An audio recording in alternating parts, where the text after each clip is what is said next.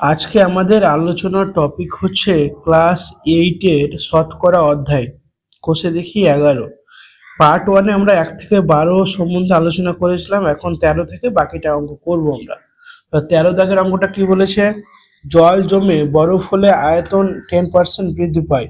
ওই বরফ গলা জল হলে বলছে আয়তন শতকরা কত হ্রাস পাবে সেটা নির্ণয় করতে বলেছে।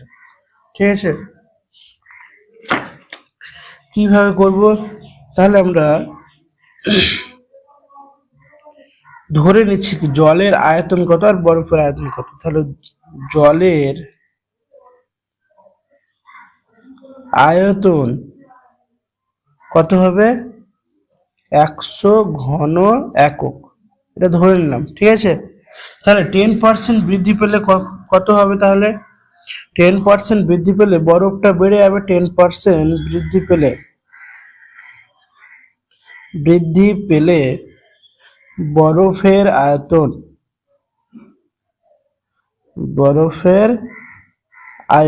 কত হবে? 100 যোগ 10 ঘন একক সমান কত হবে? 110 ঘন একক। এটা হচ্ছে, তাহলে বরফের আয়তন আর জলের আয়তনটা আমরা লিখে নিই সমস্যাটা। বরফের আয়তন আর এটা জলের আয়তন। একক লিখতে পারো, ঘন একক।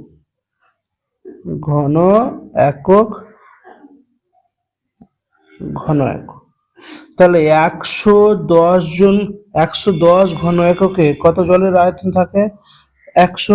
তাহলে যখন 100 শতকরা চেয়েছে তার জন্য এখানে কত আসবে সেটা আমাদের চেয়েছে। সম্পর্ক কি? বরফের আয়তন যদি 110 মিটার হয় তাহলে জলের আয়তন কি হবে? 100 মিটার। এবার বরফের আয়তন যদি 100 মিটার হয় তাহলে জলের আয়তন কি হবে? কমে যাবে অবশ্যই।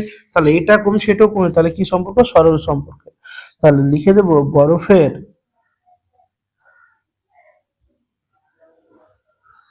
আয়তনের সঙ্গে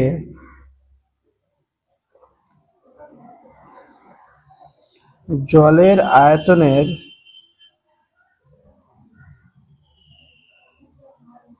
সরল সম্পর্ক।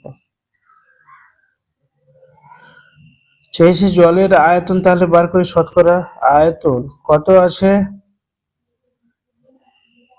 100 গুণিত, যেহেতু সরল সম্পর্ক উল্টে বসাবো, উপরে 100 নিচে 110। তাহলে কত হচ্ছে? কাটাকুটি যদি করতে যাই তাহলে এখানে দেখো গুণ করে নিচ্ছি, তাহলে কত হচ্ছে? এখানে একটা শূন্য কেটে গেল, তাহলে উপরে গুণ করলে 1000 আর নিচে 11, কি হয়ে যাবে? ঘন একক। এটা পেলাম পার্সেন্টেজ। এবার আমাদের অ্যান্সার চেয়ে শতকরা কত হ্রাস পাচ্ছে। তাহলে অতএব হ্রাস পায়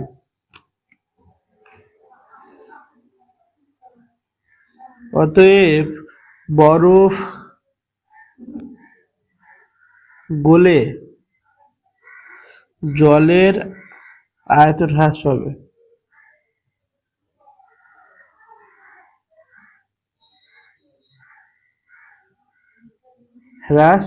পাবে। কতটা? 100 বিয়োগ 1000/11 ঘন একক। তাহলে নিচে কত হবে? 11 এখানে হচ্ছে, তাহলে কত গুণ করে না, এটা 11 দিয়ে, তাহলে 1100/1000 সমান কত হয়ে যাচ্ছে? 100/11 সমান আসছে 9.1 ঘন একক। এটা অ্যান্সার। ঠিক আছে, এটা হচ্ছে 13 দাগের অঙ্ক। তারপর 14 দাগে কি বলেছে?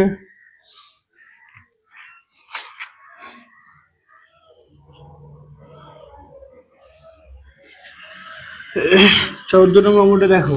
14 দাগেরটা বলে দিয়েছে উৎপল বাবু অধিক ফলনশীল ধান বীজ ব্যবহার করায় ধানের ফলন 55% বৃদ্ধি পেয়েছে, কিন্তু তার জন্য চাষের খরচও 40% বেড়েছে। আগে উৎপল বাবু তার জমিতে 1200 টাকা খরচ করে 3000 টাকা ফলন পেতেন। এখন জমিতে অধিক ফলনশীল ধান বীজ ব্যবহার করায় তার কত আয় বা কত পরিমাণ বাড়বে না কমবে সেটা হিসাব করতে বলেছে। ঠিক আছে, তাহলে কিভাবে হিসাব করবো আমরা? এভাবে লিখে নিচ্ছি কি 1200 টাকাতে কত টাকা ইনকাম হচ্ছে, তাহলে সেটা দেখে নিই। তাহলে আগের খরচ বা আগে খরচ একক কি হবে? টাকা। আরেকটা হবে বর্তমান খরচ, এটাও একক কি হবে? টাকা। ঠিক আছে, আগে খরচ আর বর্তমান খরচ আমরা লিখে দিলাম। তাহলে আগে খরচ হয়েছিল 100 টাকা, তাহলে বর্তমান খরচ কত? 40% বেড়ে গেছে, তার জন্য 40 যোগ করে দিলাম, 140 টাকা। তাহলে 1200 টাকা আগে খরচা হয়েছিল, এখন কত খরচ হবে সেটা আমরা বার করে নিচ্ছি। ঠিক আছে, তা সম্পর্ক কি? আগের খরচ 100 টাকাতে 140 টাকা হলো, তাহলে 1200 টাকাতে অবশ্যই বৃদ্ধি পাবে। তাহলে কি সরল সম্পর্ক? আগের খরচের সঙ্গে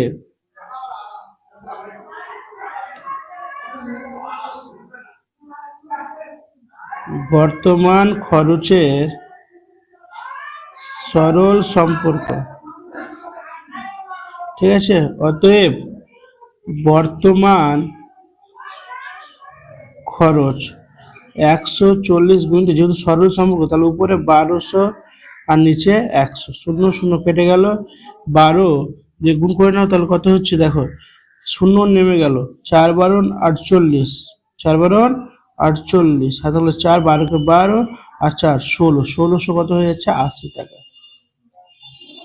ঠিক আছে, বর্তমান খরচ আমাদের 1200, যেটা আগে খরচ 1200 ছিল, এখন বর্তমানে 1680 টাকা খরচ হবে।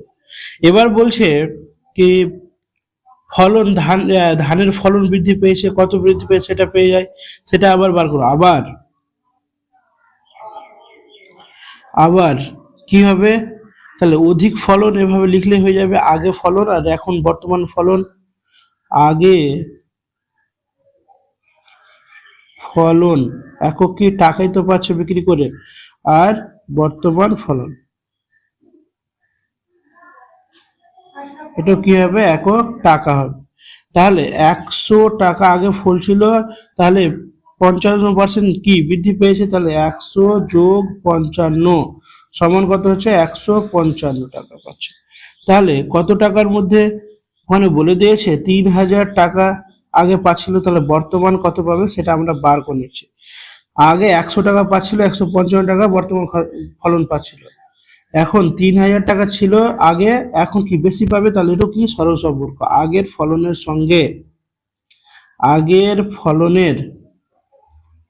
সঙ্গে বর্তমান ফলনের সরল সম্পর্ক। অতএব বর্তমান ফলন সমান কত হবে? 155 গুণিত, যেহেতু সরল সম্পর্ক তাহলে উল্টে লিখতে হবে, তাহলে 3000/100, দুটো শূন্য কেটে গেল, তাহলে 3 দিয়ে গুণ করে নাও, কত হচ্ছে দেখো, একটা শূন্য নেমে গেল, তাহলে কি 3 দিয়ে গুণ করলে কত হচ্ছে? 3 × 5 = 15, হাতে থাকলো 1, 3 × 5 = 15, 16, হাতে থাকলো 1, 3 3 3 1 3 4, তাহলে 4650 টাকা। তাহলে ফলন কি হয়েছে?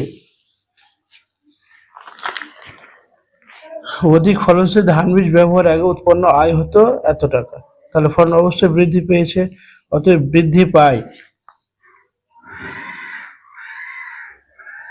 এটা লিখলেও হবে, বা আরেকটা জিনিস করা যাবে এখানে, বর্তমান ফলনটা এটা দেওয়া আছে, এটা পেলাম, তাহলে অধিক ফলনশীল ধান বীজ ব্যবহারের আগে উৎপল বাবু আয় হতো কত টাকা? তাহলে 1800 টাকা। কারণ 3000-এ কত, 3000 থেকে 1200 আগে খরচ হতো, তারপরে 1200 টাকা খরচ হলে কত টাকা? 3000 টাকা ইনকাম করতো, তাই তো? 1200 টাকা হলে তাহলে এইভাবে লিখে নিচ্ছি আমরা, অধিক ফলনশীল ধান বীজ ব্যবহার করায় উৎপল বাবুর আয় হতো কত টাকা? 1200 টাকা খরচ হচ্ছিল, 3000 টাকাতে বিক্রি করছো, তাহলে 3000 মাইনাস 1200 সমান কত হয়ে যাচ্ছে? 1800 টাকা। এখন কি করছে দেখো, এখন আয় কত হয়? অতএব এখন আয় হয়, আগে হচ্ছিল কত? আগে হচ্ছিল তোমার 1680 টাকা হচ্ছিল, আর বর্তমানে হচ্ছে 2650 টাকা। তাহলে 4650 বিয়োগ 1680, তাহলে কত আসবে? 2970 টাকা বৃদ্ধি পেয়েছে। তাহলে আয় কত বেশি হচ্ছে? অতএব আয় বেশি হয়, আয় বেশি হয় কত টাকা? আগে হচ্ছিল কত আর এখন, তাহলে 2970 টাকা এখন হচ্ছে, আগে হচ্ছিল 1800 টাকা, তাহলে টোটাল কত হচ্ছে? 1170 টাকা আগের তুলনায় বেশি হচ্ছে। ভালো করে আমরা বুঝে নাও। তাহলে আগে 100 টাকা খরচ হলে, খরচ বর্তমানে কত হচ্ছে? এখন 40% বৃদ্ধি পেয়ে, তাহলে 140। তাহলে 1200 টাকা আগে খরচ হলে এখন খরচ কত হচ্ছে? তাহলে আমরা পেলাম 1680 টাকা। এবার টাকা পেত কত? 100 টাকাতে 155 টাকা পেত, তাহলে 3000 টাকা আগে পাচ্ছিল, এখন কত পাচ্ছে? তাহলে 4000 কত? 650 টাকা। এবার বলছে আগে ফলন হতো কত?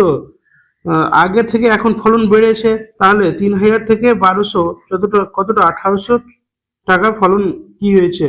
ব্যবহার বেড়েছে। তাহলে এখন আয়ও তো কি হবে? বেড়েছে, কারণ আগে টাকাতে 1200 টাকাতে কিনতো, এখন কি 3000 টাকার কিনছে ফসল। তাহলে এখন আয়টাও তো বেড়েছে, আগে আয় হচ্ছিল 1680, এখন হচ্ছে 4650। তাহলে কত বেশি হচ্ছে? 2970 টাকা। তাহলে আয় বেশি হচ্ছে কত এখনকার থেকে? আয় কত বেশি হচ্ছে? তাহলে 2970 টাকা এখন হচ্ছে, আর আগের থেকে 1680 থেকে 1800 থেকে মাইনাস করে দাও 1170 টাকা, তাহলে আয়টা বেশি হচ্ছে আগের তুলনায়। ঠিক আছে, এটা ছিল আমাদের 14 দাগের অঙ্ক। তারপর 15 দাগে কি বলেছে?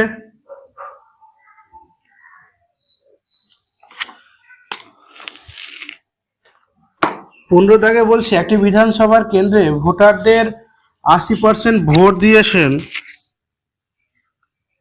এবং বিজয়ী প্রার্থী প্রদত্ত ভোটে 65% ভোট পেয়ে নির্বাচিত হয়েছেন। তিনি মোট ভোটের শতকরা কত ভোট পেয়েছেন তা হিসাব করতে বলে। সেখানে কোনো কিছু বলেনি কোন পদ্ধতিতে করতে, তো এটা সেই পদ্ধতি তার যেহেতু করে আসছি আমরা ওইভাবেই করে নেব। ঠিক আছে, তাহলে ধরি মোট ভোটার 100 জন, ধরি মোট ভোটার কত? 100 জন। ঠিক আছে, তাহলে ভোট দিয়েছেন কত? 80 জন, 80% ভোট দিয়েছে, তো তাহলে ভোট দিয়েছেন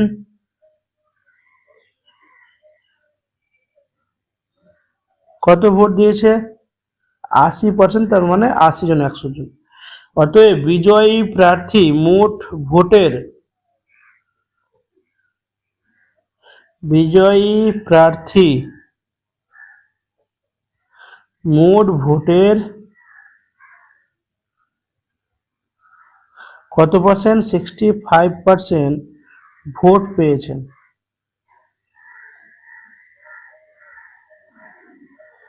অতএব বিজয়ী প্রার্থী ভোট পেয়েছেন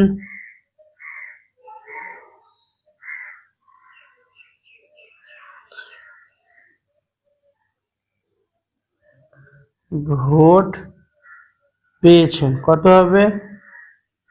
80 ইন্টু 65/100। কাটাকুটি করে নাও। তাহলে এখানে যদি কাটাকাটি করি, তাহলে 5 দিয়ে দেখো, 5 দুনা 10, 5 দিয়ে কত হয়ে যায়? 5 একে 5, 3 5 15, 2 একে 2, 4, 4 3 কত? 52।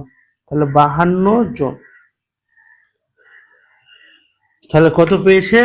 100-র মধ্যে 52 জন, মানে 52% ভোট পেয়েছে। ঠিক আছে, 100 জনের মধ্যে কতটা? 52%। অ্যান্সার হবে 52% ভোট পেয়েছে। এটা ছিল 15 দাগের। 16 দাগেরটা কি বলেছে? 16 দাগেরটা বলছে এই বছর নন্দলাল উচ্চ মাধ্যমিক বিদ্যালয়ের পরীক্ষার্থীদের 85% বাংলায়, 70% অঙ্কে এবং 65% উভয় বিষয়ে এ প্লাস পেয়েছে। পরীক্ষার্থীর সংখ্যা যদি 120 জন হয় তবে হিসাব করে দেখি কতজন পরীক্ষার্থী উভয় বিষয়ে এ প্লাস পেয়েছে, শুধু বাংলা এ প্লাস পেয়েছে, শুধু অঙ্কে এ প্লাস পেয়েছে, আর শুধু উভয় বিষয়ে এ প্লাস পায়নি। তাহলে আমাদের এভাবে অ্যান্সারটা চেয়েছে। তাহলে 16 দাগেরটা আমরা করি।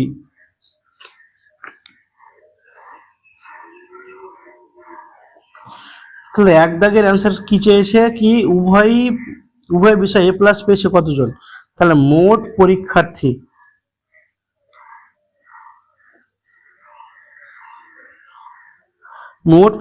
কত, 120 জন।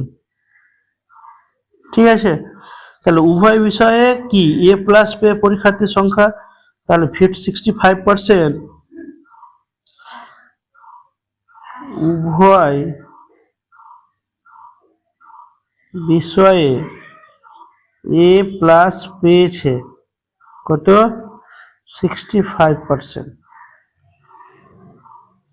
তার মানে কত হবে তাহলে, 120 গুণিত 65 বাই 100। তাহলে এটা কাটাকুটি করে নাও, 5 দুনা 10 আর 5 13 2 6, 6 13 কত হয়ে যাবে, 78 জন।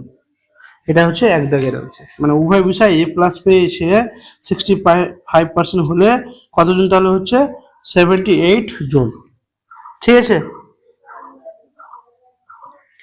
তারপরে বলছে কত, 2 নম্বরটা চেয়েছে শুধু বাংলায় এ প্লাস পেয়েছে কতজন। অতএব বাংলায় 2 নম্বরটা এভাবে লিখে নেব, বাংলায় শুধু বাংলায় এ প্লাস পেয়েছে কত হবে,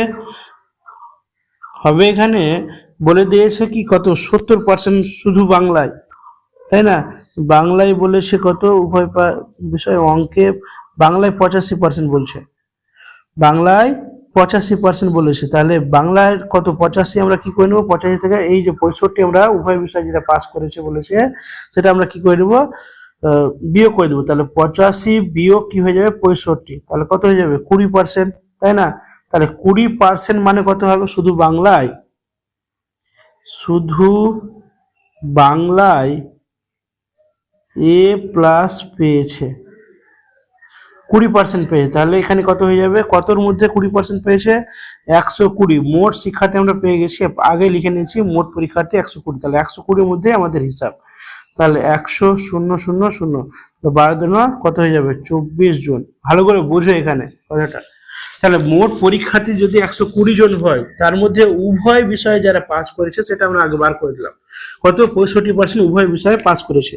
তাহলে 65% মানে 78 জন তারা উভয় বিষয়ে পাস করে নিয়েছে।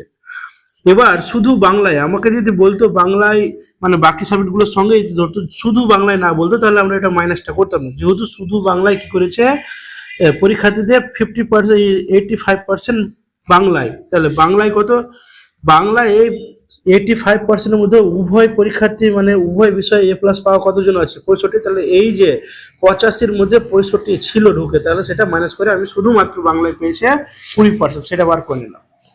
তারপর 3 দাগেরটা কি বলেছে, 3 দাগের বলেছে কি শুধু অঙ্কে এবার পেয়েছে কত, তাহলে অঙ্কে কত পার্সেন্ট পেয়েছে সেটা আমরা বার করব। অঙ্কে বলেছে কত, 65%, তাই তো। তাহলে 65%, 70% অঙ্কে আছে। তাহলে 70% যদি অঙ্কে হয়, তাহলে এইভাবে লিখে দেবো, শুধু অঙ্কে এ প্লাস পেয়েছে। তাহলে পার্সেন্টেজটা আমরা বার করবো। তাহলে উভয় বিষয়ে কত, 65, উভয় বিষয়ে 65 যদি হয়, আর এখানে 70% শুধু অঙ্কে, তাহলে 70% মাইনাস কত হয়ে যাবে, ওই যে উভয় বিষয়ে 65%, তাহলে কত হয়ে যাবে, 5%। তাহলে শুধু অঙ্কে এ প্লাস পেয়েছে কত, পেয়েছে 120 জনের মধ্যে 5%, 5/100, 5 5 দুনা 10 2 6, তাহলে কজন পেয়েছে, 6 জন পেয়েছে। কিভাবে করছি দেখে নাও। উভয় বিষয় মানে কি, প্রত্যেকটা বিষয়গুলোতে 65% ছেলে মেয়ে পাস করেছে। এবার আমাদের বাংলায় ছিল 85%, ওই 85%-এর মধ্যে 65% ঢুকে আছে, তাহলে সেখান থেকে আমরা মাইনাস করে দিলাম। আবার অঙ্কে 70% বলছে, ওই 70%-এর মধ্যে 65% ঢুকে আছে, তাহলে 5% পেয়ে গেলাম। ঠিক আছে, আর একটা কি আছে আমাদের চেয়েছে অ্যান্সার, উভয় বিষয়ে এ প্লাস পাইনি কতজন, তাহলে বাকি যেটি বেঁচে থাকছে তাহলে আমরা কিভাবে লিখবো, কি উভয় বিষয়ে এ প্লাস পাইনি, উভয় বিষয়ে এ প্লাস পাইনি এমন পরীক্ষার্থীর সংখ্যা,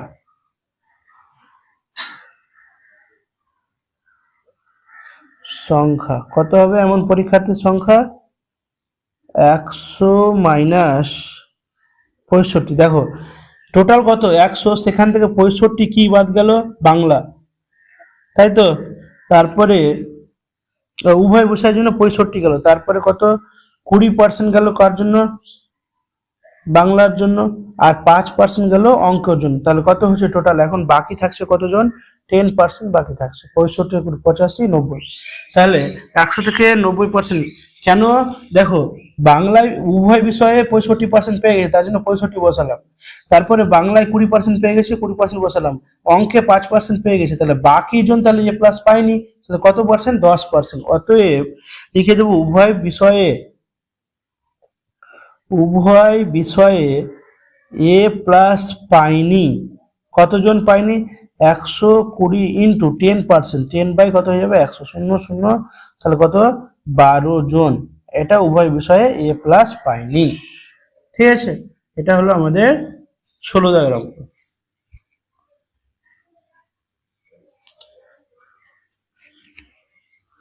তারপর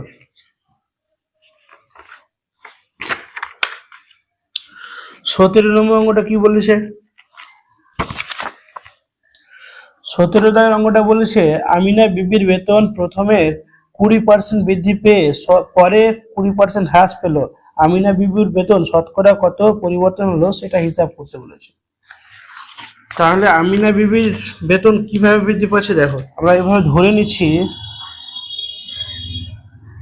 ধরি আমিনা বিবির বেতন, আমিনা বিবির বেতন 100 কি টাকা, তাহলে 20% বৃদ্ধি পেলে এখন আমিনা বিবির বেতন কত হবে, 20% বৃদ্ধি পেলে বেতন হবে কত টাকা হবে, 100 যোগ 20, তাহলে 120 টাকা এখন বেতন। ঠিক আছে, এবার বলছি পরে 20% হ্রাস পাচ্ছে, তাহলে 120 টাকায় 20% হ্রাস পেলে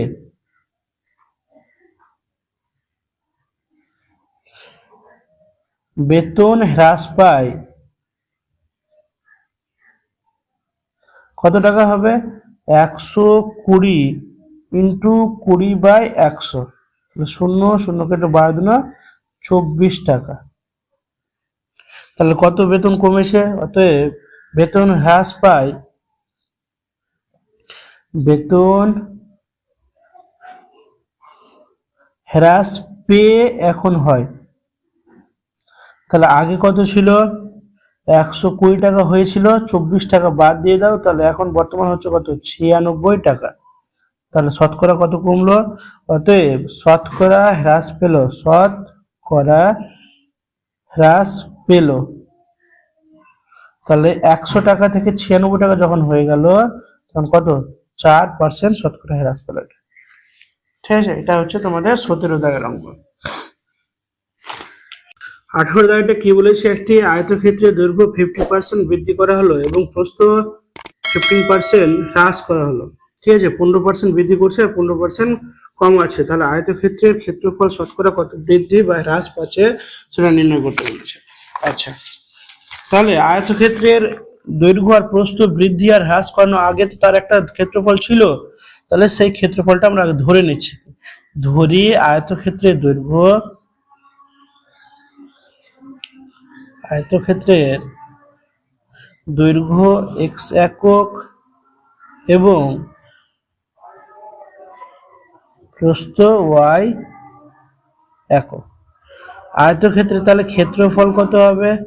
ক্ষেত্রফল হবে xy বর্গ একক। কেন? আমরা ক্ষেত্রফলের ফর্মুলা কি? দৈর্ঘ্য গুণিত প্রস্থ, তার জন্য। ঠিক আছে, এবার দৈর্ঘ্য 15% বৃদ্ধি করলে দৈর্ঘ্য হবে কত হবে? তাহলে আগে ছিল এক্স প্লাস, এর থেকে এক্স ইন্টু 15 বাই কত হয়ে যাবে? 100, যেহেতু 15%। তাহলে ক্যালকুলেট যদি করি তাহলে এক্স প্লাস, এখানে যদি কাটাকাটি করা যায় তাহলে কত আসছে? 5 দিয়ে 3 আর 5 দিয়ে 20, তাহলে 3x বাই 20। তাহলে এখানে আসছে হরগুলো লসাগু 20 আসছে, তাহলে 20x প্লাস 3x মানে কত হয়ে যাবে? 23x বাই 20 একক। ঠিক আছে, এটা হলো আমাদের দৈর্ঘ্য আসছে। তাহলে প্রস্থ, সেম প্রস্থ 50% হ্রাস করলে প্রস্থ হবে কত হবে? y মাইনাস y এর 50%। আবার 3, এখানে 20, তাহলে কত আসছে? y minus 3y by 20। তাহলে এখানে কত আসছে? 20y মাইনাস 3y, তাহলে মানে কত হবে? 17y বাই 20 একক। এটা হলো অ্যান্সার। তাহলে নতুন ক্ষেত্রফল কি হবে? অতএব নতুন আয়তক্ষেত্রের ক্ষেত্রফল, নতুন আয়তক্ষেত্রের ক্ষেত্রফল কত হবে? দৈর্ঘ্য গুণিত প্রস্থ, তাহলে দৈর্ঘ্য কত? 23x by 20 into 17y by কি হয়ে যাবে? 20। তাহলে কত আসছে? নিজে 20 গুণ করলে 400 আসছে, আর উপরে 23কে আর 17কে গুণ যদি করা যায় তাহলে 391 আসবে। 391xy। ঠিক আছে, এটা পেলাম আমরা বর্গ একক।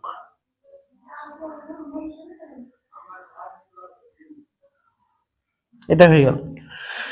এবার বলছি বৃদ্ধি কত পেল না হ্রাস পেল, সেটা কিভাবে বুঝবা? মনে রাখবা, যদি প্রস্থটা কি হয়, যদি হ্রাস হয় আর বৃদ্ধি করে দৈর্ঘ্যটা, তাহলে কি হবে?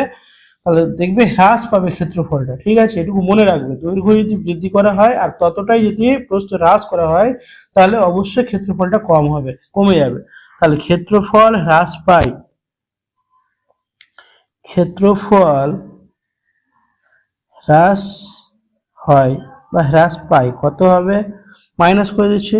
তাহলে আগে ছিল xy মাইনাস 391 xy বাই কত হয়ে যাবে? 400 সমান 400 হরগুলো লসাগু, তাহলে 400 xy মাইনাস 391 xy সমান কত আসবে? 9xy বাই 400 এত বর্গ একক। ঠিক আছে, এবার আমাদের কি xy বর্গ একক ছিল, আমরা ত্রৈরাশিক পদ্ধতি এটা করে নিচ্ছি। কিভাবে? দেখো, এভাবে লিখে নেব কি ক্ষেত্রফল,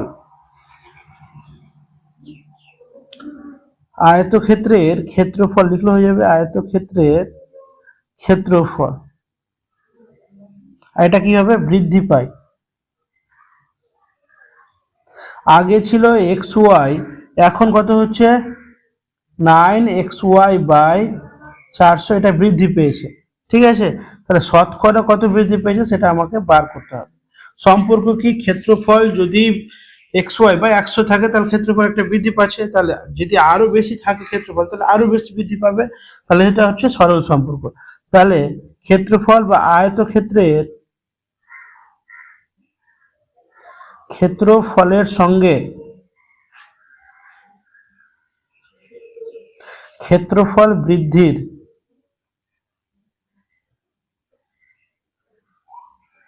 সরল সম্পর্ক। তাহলে অতএব দিয়ে বৃদ্ধি পায় শতকরা লিখে দিচ্ছি, শতকরা বৃদ্ধি পায় কত হবে? 9xy বাই 400 গুণিত, এটা সরল সম্পর্ক, তাহলে উপরে 100 হয়ে যাবে বাই এক্স ওয়াই, তাহলে এক্স ওয়াই কেটে গেল, 2.2 কেটে গেল, তাহলে 9 বাই কত হচ্ছে 4। তাহলে এটাকে যদি আমি করি তাহলে কত হবে 2.1/4 এত পার্সেন্ট। এটাই হচ্ছে আমাদের অ্যান্সার। 19 দাগের অঙ্কটা কি বলেছে, একটি ঘরের দৈর্ঘ্য প্রস্থ উচ্চতা যথাক্রমে 15 মিটার, 10 মিটার এবং 5 মিটার। যদি দৈর্ঘ্য প্রস্থ এবং উচ্চতার প্রত্যেকটি 10 মিটার বৃদ্ধি পায় বা বৃদ্ধি করা হয়, তবে 4 দেওয়ালের ক্ষেত্রফল শতকরা কত বৃদ্ধি পাবে সেটা হিসাব করতে বলেছে। তাহলে কিভাবে করব, আমরা প্রথমে লিখে নেব কি ঘরের দৈর্ঘ্য কত দেওয়া আছে, দৈর্ঘ্য 15 মিটার, প্রস্থ 10 মিটার, প্রস্থ 10 মিটার এবং উচ্চতা দেওয়া আছে কত, উচ্চতা দেওয়া আছে 5 মিটার। ঠিক আছে, তাহলে 4 দেওয়ালের ক্ষেত্রফল আমরা বার করতে পারবো। 4 দেওয়ালের ক্ষেত্রফল, অতএব 4 দেওয়ালের ক্ষেত্রফল কত হবে, 4 দেওয়ালের ক্ষেত্রফল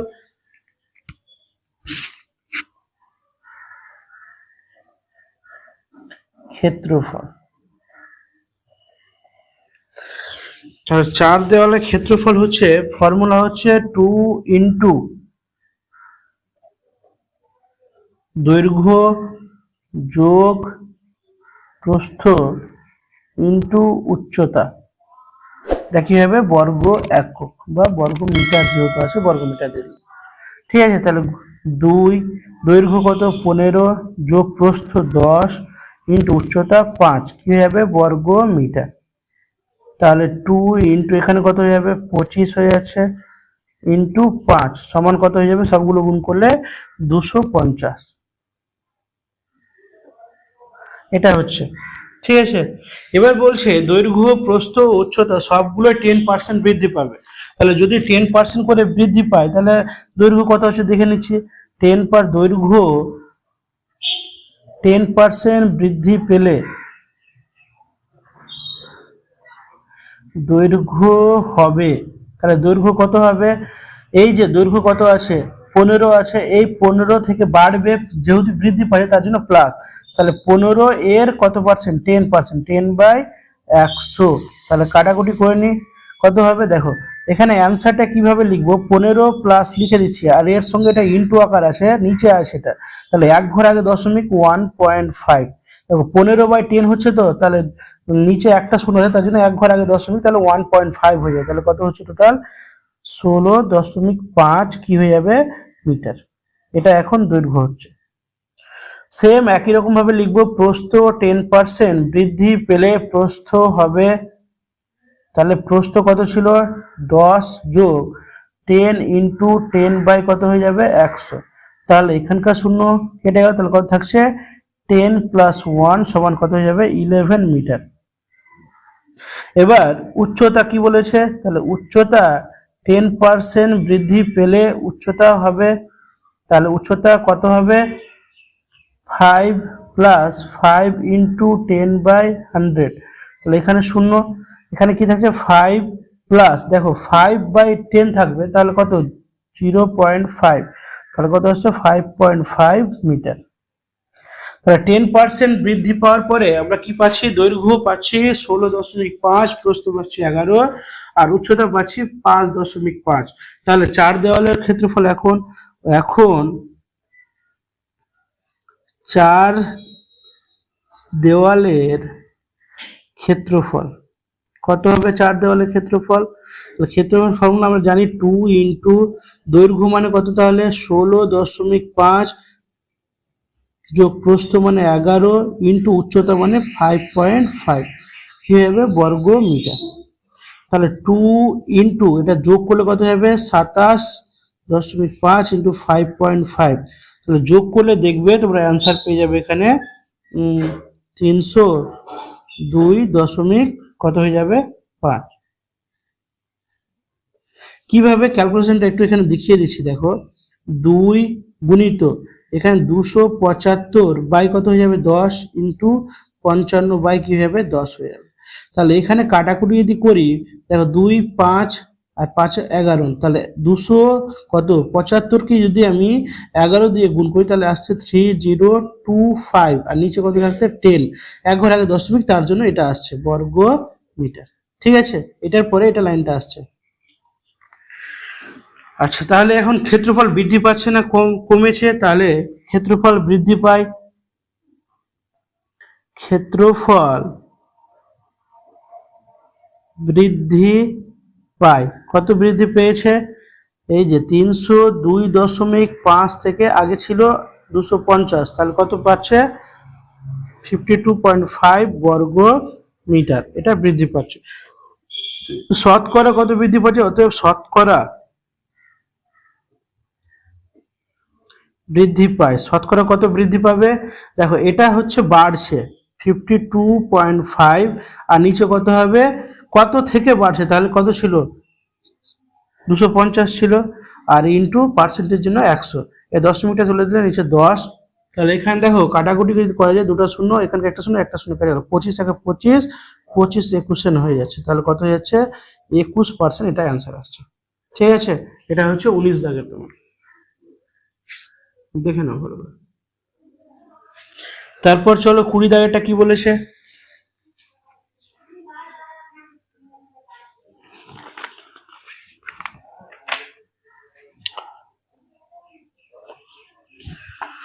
20 দাগেরটা কি বলেছে? 20 দাগেরটা বলেছে বার্ষিক ক্রীড়া প্রতিযোগিতায় 20% শিক্ষার্থী 100 মিটার দৌড়ে, 15% শিক্ষার্থী 200 মিটার দৌড়ে এবং 10% শিক্ষার্থী লং জাম্প প্রতিযোগিতায় নাম দেন। 5% শিক্ষার্থী তিনটাতেই নাম দেয়। বিদ্যালয়ের শিক্ষার্থীর সংখ্যা 780 জন হলে কতজন শিক্ষার্থী ওই প্রতিযোগিতায় কোনোটিতেই নাম দেয়নি হিসাব করে লিখতে বলছে। ঠিক আছে, কোনো প্রতিযোগী একসাথে দুটিতে নাম দেয়নি, তাহলে এইভাবে বলেছে। তাহলে কিভাবে বার করবো? দেখো, 3টি প্রতিযোগিতায় নাম দিয়েছে কতজন শিক্ষার্থী? 5%। তাহলে এভাবে লিখে নেব কি 3টি প্রতিযোগিতায়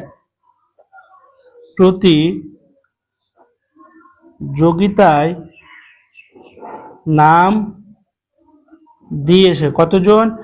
5% শিক্ষার্থী। ঠিক আছে, তাহলে শুধু 100 মিটার দৌড়ে নাম দিয়েছে কতজন হবে? তাহলে 20% থেকে এই যে 5% প্রত্যেকটাতে আছে তার জন্য বাদ দিত, তাহলে কত পার্সেন্ট? 15%। শুধু 200 মিটারে এখান থেকেও কি তিনটা এতেই 5% দিয়েছে, 5% প্রত্যেকটাতে আমরা মাইনাস করে নেবো। 200 মিটার দৌড়ে নাম দিয়েছে কত হবে? 15%-এর মধ্যে 5 বাদ দিয়ে দাও, তাহলে কত আসবে? 10%। আর একটা শুধু কত আছে? শুধু লং জাম্পে, শুধু লং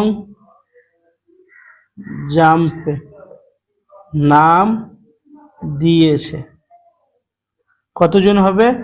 10 থেকে 5 মাইনাস করে দাও, তাহলে 5%। ঠিক আছে, তাহলে 3টি প্রতিযোগিতায় কোনোটিতে নাম দেয়নি কত পার্সেন্ট? তাহলে এটা 100 থেকে মাইনাস করলে হয়ে যাবে। তাহলে 3টি প্রতিযোগিতায় কোনোটিতেই নাম দেয়নি, কোনোটিতেই নাম দেয়নি। কতজন নাম দেয়নি? 100%-এর মধ্যে দেখো 15% কিসে গেল?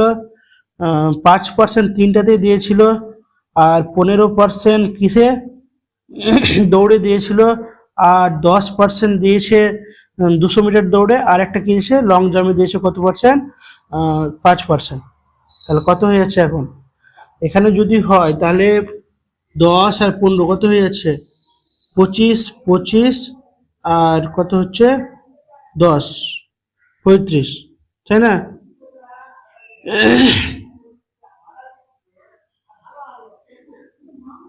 তাহলে 35 থেকে যদি আমি বাদ দেওয়া যায় তাহলে কত আসছে?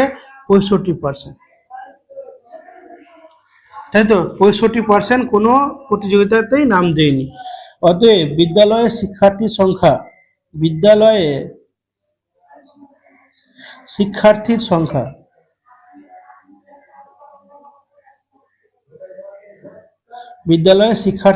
কত হবে? শিক্ষার্থী 780 জন। তাহলে এত পার্সেন্ট যদি নাম না দেয় তাহলে কতজন নাম দেয়নি? অতএব জনের কত 65%, মানে কত হবে 780 ইন্টু 65/100। কাটাকাটি করে নাও, 5 দিয়ে 5 দুনা 10, আর 5 দিয়ে 5 একে 5, 3 5 15, 2 দিয়ে 3 দুনা 6, আর 9 দুনা 18। তাহলে এটা দিয়ে গুণ করে নাও, তাহলে কত হয়ে যাচ্ছে আমাদের 13 39কে আমরা এখানে গুণ করেছি, 39 13 দিয়ে গুণ করো, 3 9 27, 2, হ্যাঁ 3 3 9 10 11, গুণিত কত হয়ে যাবে 9 3, 7 0 5, 504। অতএব 507 জন কি করেনি, কোনো কিছুতেই নাম দেয়নি। অতএব লিখে দেবো 507 জন শিক্ষার্থী, 507 জন শিক্ষার্থী ওই প্রতিযোগিতায়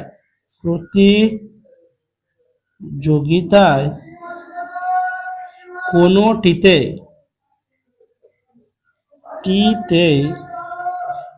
নাম দেয়নি। ঠিক আছে, এই ছিল আমাদের অঙ্ক।